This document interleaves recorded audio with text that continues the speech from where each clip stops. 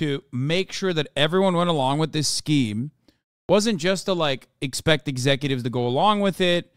Let's take a look. This is from 4 months ago from More Perfect Union. Buybacks, a phrase that may mystify the public, but for those in finance, it's a superpower. We are tracking stock buybacks. The comeback of the buyback. Chevron plans a massive $75 billion buyback. The buyback, it was juicy. Everyone was excited about the buyback. You're stepping up buybacks. You've laid off 10% of the workforce. Look, we're still getting started here at Salesforce. You're wrong about stock buybacks. I fully support the UAW getting their fair share of profits. Stock buybacks are basically the same as dividends. Both affect stock price. Okay. Then make it illegal and keep staying the course on dividends. I mean, keep it illegal then. Why is it the preferred method of all these? And I don't even like dividends either, but like, let me tell you something, okay? Let me tell you something. Then why are they swapping over? I know why. Do you know why?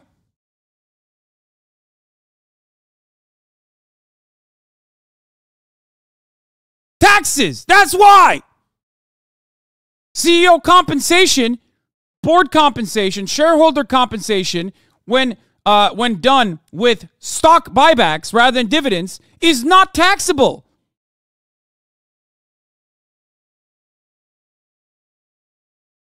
Why? Why are finance bros like this? Over $1 trillion was invested in stock buybacks last year. Yeah, there's a strict test. There are more adequate regulations surrounding dividends as well. Whereas stock buybacks are fucking, stock buybacks are basically unlimited. You can do whatever the fuck you want. Trillion, with a T. So why is everyone obsessed with stock buybacks? That's one of the hottest debates on Wall Street right now. Are stock buybacks just a smart tactic to improve shareholder value? Or are they a fancy bit of market magic? Wingardium Leviosa. A trick to enrich wealthy insiders at the expense of workers and the country's future. I'm Eric Gardner, and I cover business at More Perfect Union. Today, we're going to unpack stock buybacks. A standard definition of stock buyback. Investors like stock buybacks because they can choose to sell. Dividends create taxable events for investors. All this happens because the corporate tax rate is so low. Corporate tax rate should be 30+%. Buybacks go something like this. When companies have extra money, management takes the excess cash and purchases its own shares from the stock market. When they do, yeah, hold on. Let's run this from the jump so that people understand. Sorry, I don't want to like confuse anybody here. Okay, here's how this works. At the expense of workers and the country's future. I'm Eric Gardner, and I cover business at More Perfect Union. Today, we're going to unpack stock buybacks. A standard definition of stock buybacks goes something like this. When companies have extra money, management takes the excess cash and purchases. For the record, even before this part, remember, the extra money is coming from the workers. The workers are generating this value, and then the corporation CEOs, at the behest of the shareholders, are keeping their wages as low as they physically can without them making a big fucking stink about it. Much easier to do if you're not unionized, by the way. This entire conversation that we're having right now in the midst of a UAW strike is quite literally that fucking fight where workers are clawing back some of the profits that they've generated, okay? So, anyway, they already created the fucking value.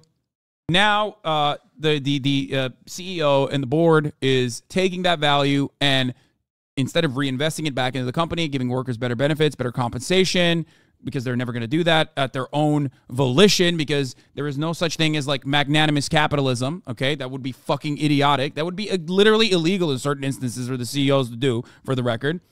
Fiduciary responsibility and all, okay? What are they doing with that? They've decided that the extra money is not going to be paid out in the form of dividends. We're going to take that extra money and we're going to engage in stock buybacks to artificially boost the stock prices. Corporate officer stock options and when they vest is determined by formulas based on EPs, stock buybacks, along with profits and units sold. So if you have 1 million shares that vest 100% in 5 years, but if you hit a stupid high EPs, then they vest immediately. Its own shares from the stock market. When they do this, the number of shares on the market is reduced. This often boosts a metric called earnings per share. When metrics like earnings per share increase, investors decide that the stock is worth more. So the stock price rises. Some of that might sound like gibberish. So try to think of stock buybacks as a big pot of soup. The fewer people that can eat out of it, the bigger the servings will be. For everyone that has a bowl, the pot of soup just got more valuable, even though the amount of soup in the pot is exactly the same. My point is stock buybacks and dividends happen because the corporate tax rate is so low. If it were higher, there'd be more incentive to pay workers their fair share. That's not true. I don't even believe that one. No, I don't think that that is the case. I think you have to do a bottom-up approach in this situation, not a top-down one, because the reason why stock buybacks are the preferred method nowadays and CEO compensation is not like a direct lump sum of cash and instead directly tied to stock performance is precisely what you're talking about, okay? Like what you're talking about is the reason why CEO compensation in the 90s swapped over to a stock performance rather than a direct lump sum cash payment, which actually is the reason why CEO compensation has fucking skyrocketed since the goddamn 90s. The soup doesn't taste better, there's not more soup, all the perceived value increase is on paper. If this sounds ridiculous, it's because it kind of is. It's why so many people consider stock buybacks nothing more than financial engineering. Proponents, because it is, or mostly large shareholders, love buybacks. They get more soup without having to spend more money. Here's an example. From 2018 to 2020, Apple spent $200 billion buying back around 2.5 billion shares worth of stock. So what that means is, if you're a regular investor with, let's say, 10 shares of Apple stock, you used to own 10 out of 20 billion shares. After Apple bought back its stock, you now own 10 out of 17.5 billion. That's immaterial. You might as well be some dandruff on Tim Cook's shoulder. But if you're Warren Buffett, whose company Berkshire Hathaway owned around 1 billion shares of Apple stock, it's worth billions. The company actually saw its ownership share of Apple increase despite selling $11 billion worth of stock during that time. Because of stock buybacks, Berkshire Hathaway shareholders found themselves owning 10% more of Apple without spending a penny. Now's the time when this is why, and also the fact that it like also boosts, it's a double bind. It boosts the stock price and it makes the stock price more valuable because people are technically buying the stock. So more people want to buy the stock because the stock price is going up. And this cycle also simultaneously boosts the stock in the other direction because now there's less available stock in the marketplace.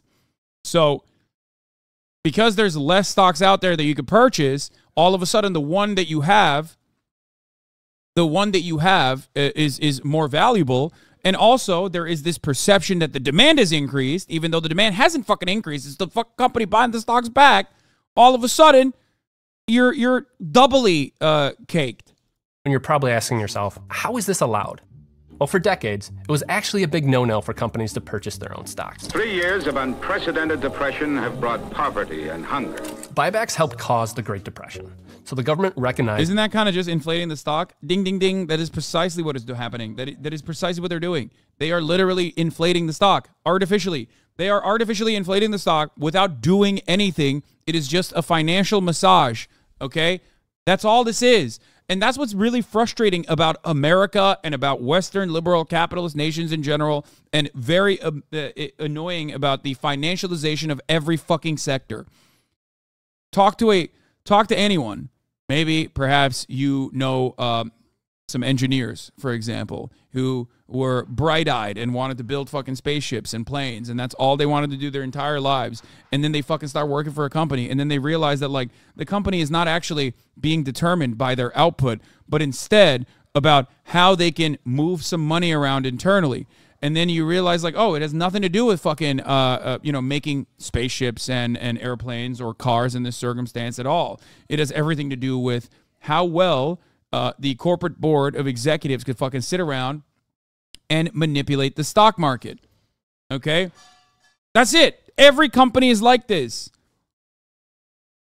With the exception of like small businesses or even someone like myself, most companies in the United States of America and all around the world, most multinationals, most companies in general, this is how they work. Because the reality is there is no reason to innovate on your product side if all you need to do is innovate on the actual finance side. This is similar to how conservatives will buy their own books to get themselves placed on the bestseller list and get media coverage. They're causing their own demand. Exactly. Which they literally did with the Sound of Freedom as well. So it's just a bank? Ding, ding, ding, ding, ding. Exactly. Every single fucking company now basically operates like they are a fucking bank. That's it. No, it's not like that at all. In some ways, one aspect of stock buybacks are identical to that. Okay, he's going to explain why stock buybacks were made illegal. It's not market manipulation. It's just caused a bunch of companies to go bankrupt in the late 20s. If Mark Cuban gives you $500K for 20% stake in your company on Shark Tank or whatever, it should be legal for you to buy that equity back. Yeah, it's always the tiny small business guy that's utilizing it, right? It's not market manipulation, except no, that's not the case. It 100% is market manipulation, and it does fucking happen, not by the small business owner who's like, oh, I just want to have my own, I just want to control my own business again. It's not the reason why. It's not the reason why that's happening. The reason why it's happening is so they can artificially boost the stock price. One aspect of that is identical to fucking purchasing the books after making the books and selling the books.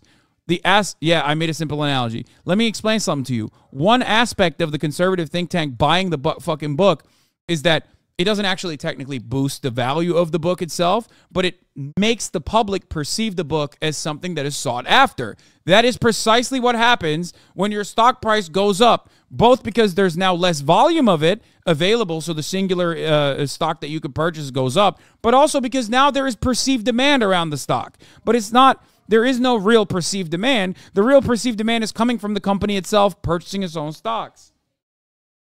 Okay? That's it. So on the front of perceived demand, creating a perception of demand by buying back your stocks is quite literally the same as making a book, selling the book in the marketplace, and then buying the same book in fucking bulk. And that, in and of itself, is market manipulation, for the record. Okay? It is. It just is. It's the practice for what it was, market manipulation. They passed a law to ban stock buybacks. But then, in 1982, a man named John Shad entered the chat. He's an unelected bureaucrat in the Reagan administration, and he had a brilliant insight. When it comes to business, shareholders are... It's also pretty funny because, like, a lot of neoliberals in the chat, or at least a lot of liberals who are social democrats, who believe that they're social democrats, or claim that they're fucking market socialists or whatever, okay? All of those guys are in the chat making the same argument that this fucking guy made, okay? Are you literally a Ronald Reagan employee? Like, what's going on? Are you a fucking Reagan head? What's going on in here? Maybe try to comprehend the social conditioning that you went through when you went and learned finance in college, and think beyond what is legally permissible to what the actual tangible real world harm this has caused, and then you will be able to develop a better sensibility on the issue itself. Because it's hard. It's really hard to read something in a fucking textbook and go, wait a minute, this has like this surely has some negative consequences, right? Do you get it? There are negative consequences. You are just not taught those negative consequences. SEC admits it's not monitoring stock buybacks to prevent market manipulation. Yeah, I mean, they why would they? It's their whole goal. Too much optimism, they view it as a guns don't kill people situation. No, it's because they read a fucking finance book or they read an econ book. Because the entire purpose of econ in general, okay, and the entire purpose of the field of finance and the entire purpose of the field of business in college at least is to basically force you into binary thinking that is completely devoid of the humanity of the people that you're talking about. That's why they talk about the widget factory, okay? As though the laborers are simply just a commodity and the laborers themselves are not real fucking human beings. This is capitalist indoctrination. Either you read it, you fucking look at it like it's numbers on a spreadsheet, and you fail to consider that at the top of the hour, there's a 3-minute ad break. And if you no longer want to see those ads, all you need to do is subscribe for $5 or for free. Okay? There are real people out there who are going to see a 3-minute ad break at the top of the fucking hour. And if they no longer want to see those ads, all they need to do is subscribe. They can also get gifted a sub if they're lucky. That's how this works. Chad doesn't realize those are removing shares from the market. Companies aren't turning around and selling the stocks they bought back.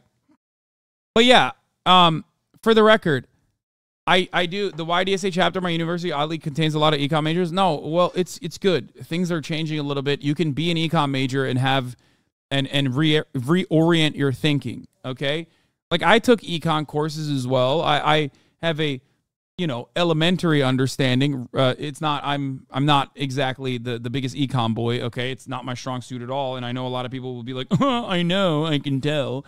But like, the reality is that it's important to understand neoclassical economics, specifically so that you can recognize its shortcomings, in my opinion. See, I immediately said, I know we can tell, and some dumb motherfucker in the chat goes, I know, we can tell. Anyway.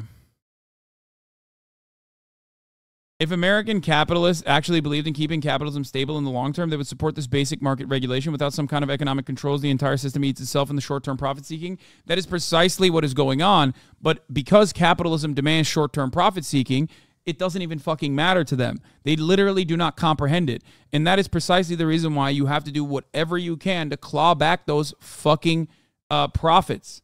And the only way you can do that, the only mechanism as it stands currently, in the absence of like workers' councils or fucking dictatorship of the proletariat, is going to be unions.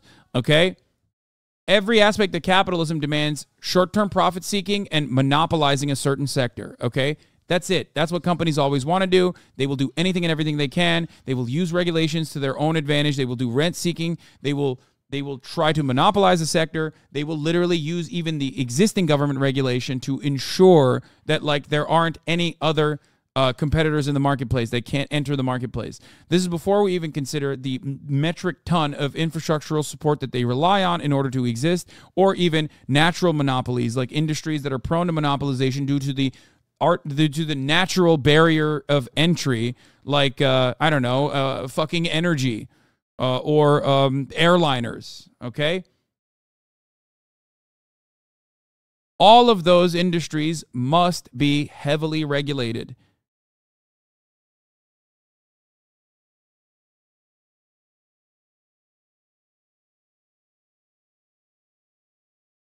The easiest way to tell if something is bad is simply imagine how hard a CEO would shit themselves if regulations got passed. As someone who currently works in finance, you are 100% correct on how this stuff is taught in college. Yes, there is a reason why when you open a fucking econ textbook, the way that they talk about workers is not as though they are humans, but simply one aspect of the manufacturing capacity. That's it. When you don't think about the guy as a fucking laborer with a family and a car loan and a student loan debt that he must pay, then it becomes much easier to just go, well, supply and demand, market forces. I'm sorry, this is the free market. We must do everything we can to ensure that the wages remain competitive in the marketplace. It is directly moving you away from, one, the labor theory of value and how value should be analyzed to value being analyzed in the capitalist marketplace on, how much people have, like how much demand people have, okay?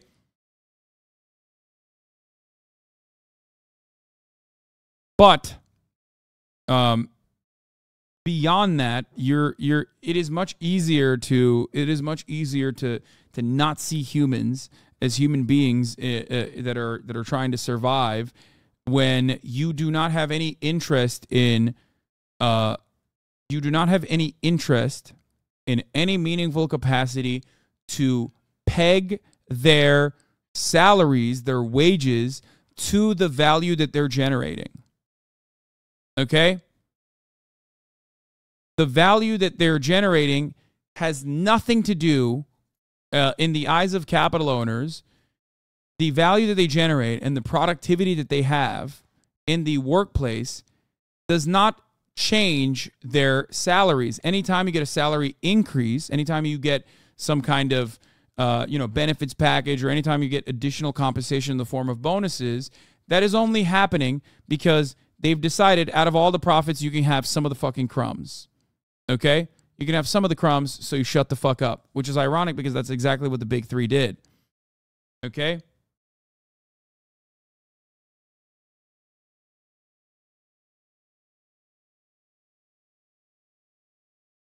Can you think of a different context in which the word fiduciary is used?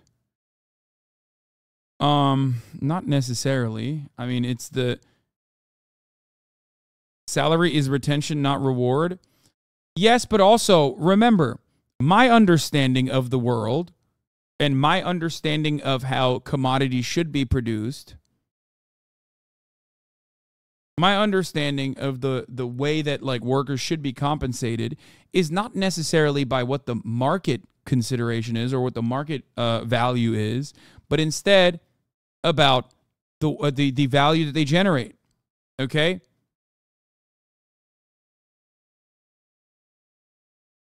If your company makes more money, then your workers get more money as a consequence of that. But that's not how that works in capitalism.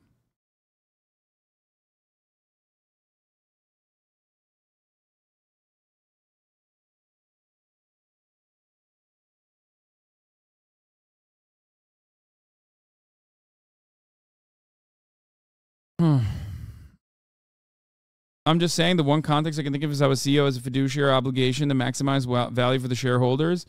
I mean, it's the only context in which they have a fiduciary responsibility by law.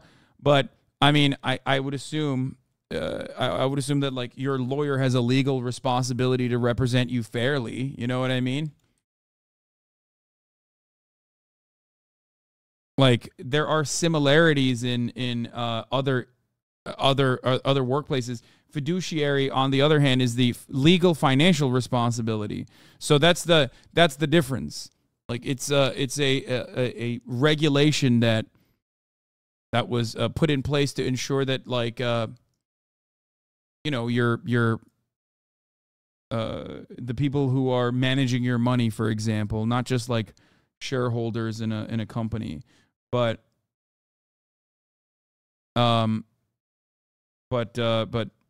even at the bank.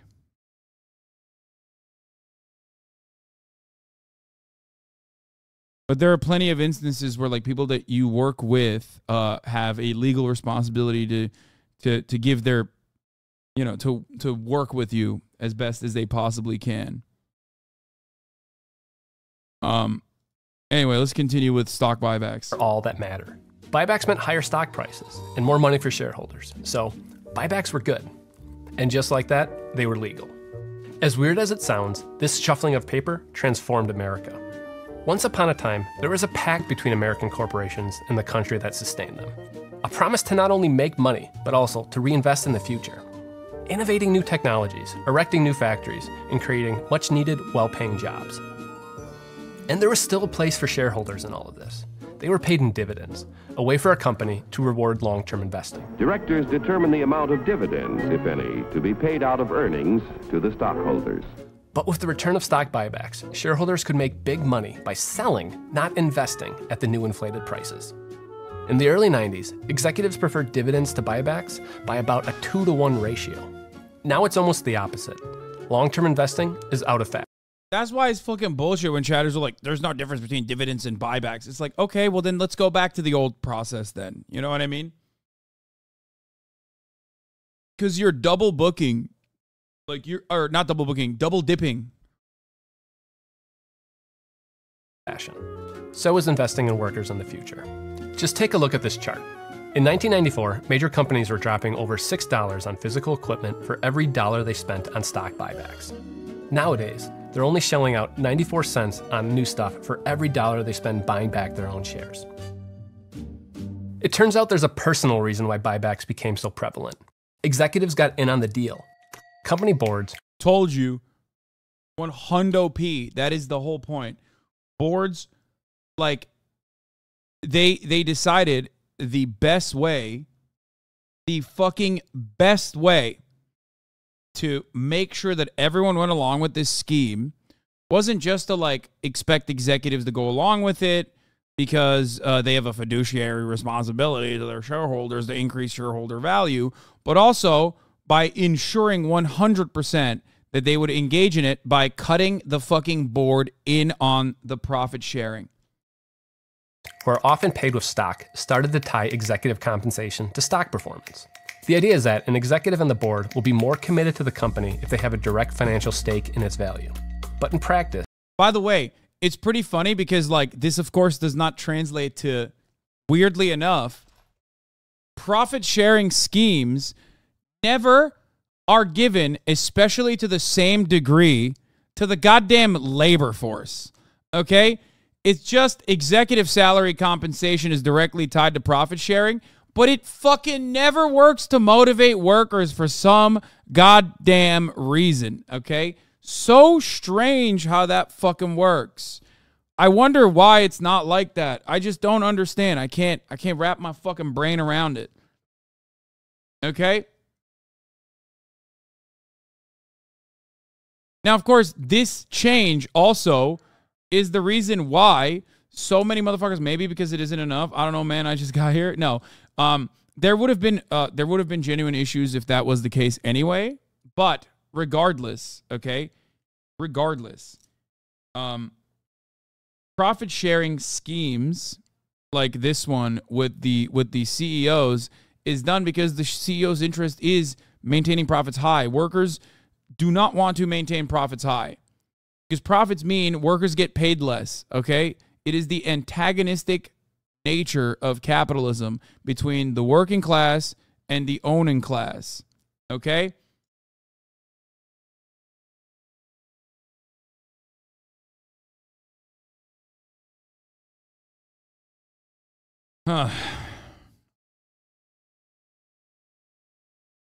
Workers should get paid in money and stock then? I mean, some companies do that. But even then, it doesn't matter because you want to know why it doesn't matter? Because the workers don't just get paid in, like, stocks that are reasonable enough to, like, legitimately add into their portfolio. They get paid in fucking stocks that are nothing. They get paid in, like, minuscule amounts, even if they do any kind of profit sharing. Plenty of companies engage in that, except the amount of stocks or stock options that the CEO is getting and the amount that, like, every fucking individual worker is getting is dramatically different. It means that the people who are deciding where the money is spent get more money if they spend it on stock buybacks, even if that comes at the expense of the long-term health of the business. The truth is, if you look back, and I was director of the company, but Coca-Cola kept repurchasing their shares at a time when it didn't make sense if you look at it. That's Warren Buffett. He's admitting that when he was on the board of Coca-Cola, they bought back stock when it wasn't in the company's best financial interest. So why didn't he say anything? They made me a ton of money, and if you belch too often at the dinner table, you don't get invited to parties anymore. That's a pretty big corporate governance problem, and it's also among the major drivers of income inequality.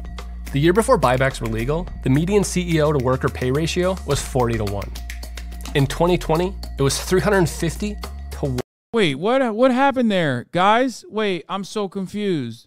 What's going on? How did that happen? I don't understand. 1. The dramatic rise of stock buybacks isn't some unavoidable circumstance.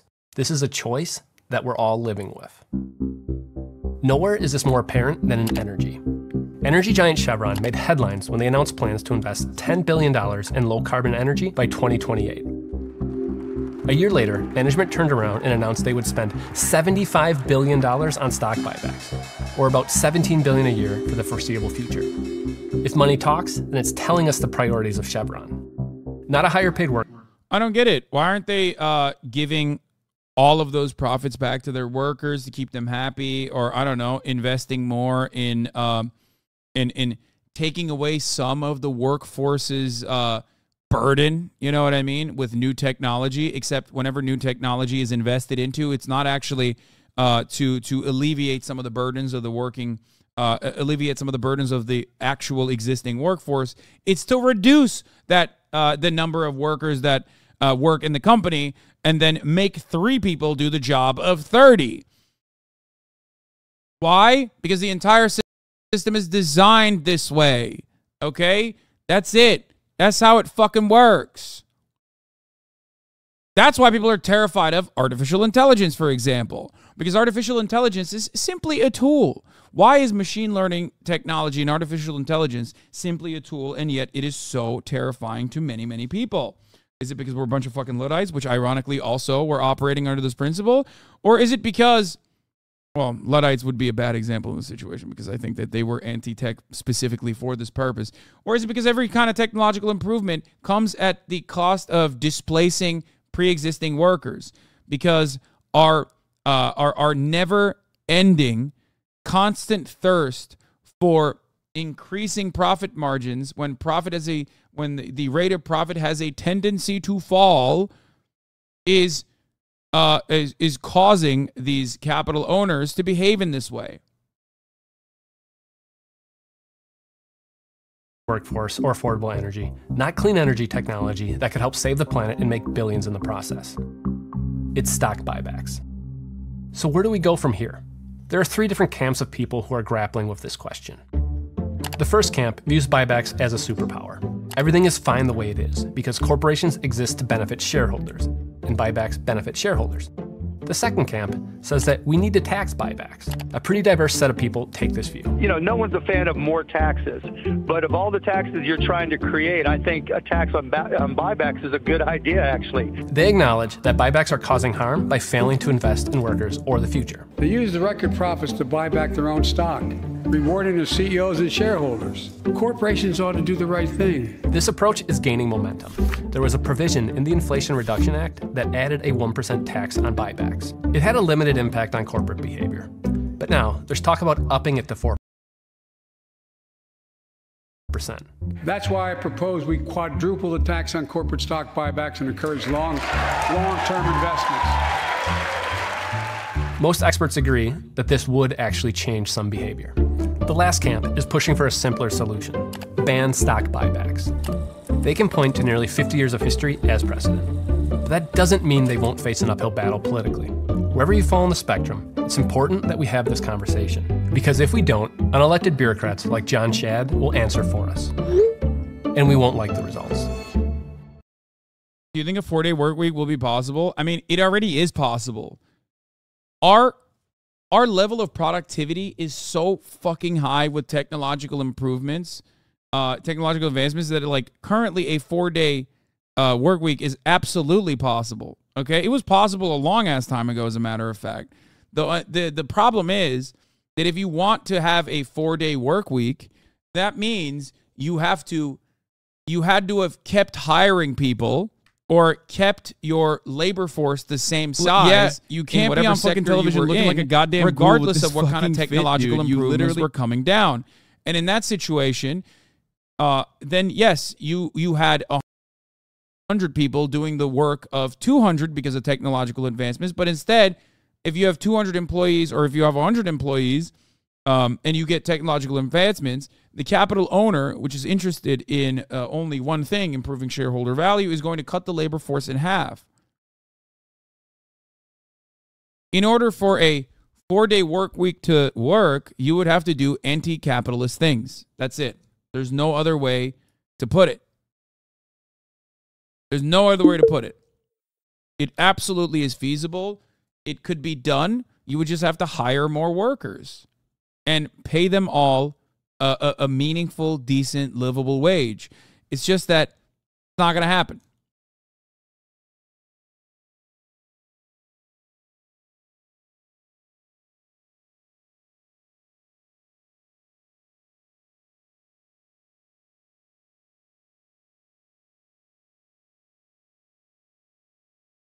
Can't wait for the 1-day work week. Let the robots work. Yeah, exactly. Except that doesn't mean you're going to work 1 day. You're going to keep working fucking 5 days, maybe 7 days. And the robots are going to work next to you. The robots are simply just going to displace the other workers. And that displacement is going to be used as a threat over your head to say, listen, you want to fucking keep your job? You don't want to be replaced like the rest of the people that we laid off by these fucking robots? Then get back to work, bitch. Okay? Because that's what currently happens. Anytime there's any kind of technological improvement, that's what happens. Where is this going? You know, what happens to the people who don't have jobs? Hasan, why are you such a hateful person? Brother, if you think that I'm being hateful in any capacity here over the course of the past, like 2 hours where I've talked about stock buybacks, corporations, CEOs, how commodities are produced in America, then I don't know what to tell you. Like, are you the CEO of Ford? Because if there's anything that I'm hating on and I'm not even fully hating on it, I'm just describing how things work, is the CEOs that we've mentioned. Are you the CEO? Is it your dad who is the CEO? Like, what the fuck? Are you the CEO of Ford? Thank you for coming in here. Please give some subscriptions to the people. You have a lot of money. You made $21 million. You made $21 million last year.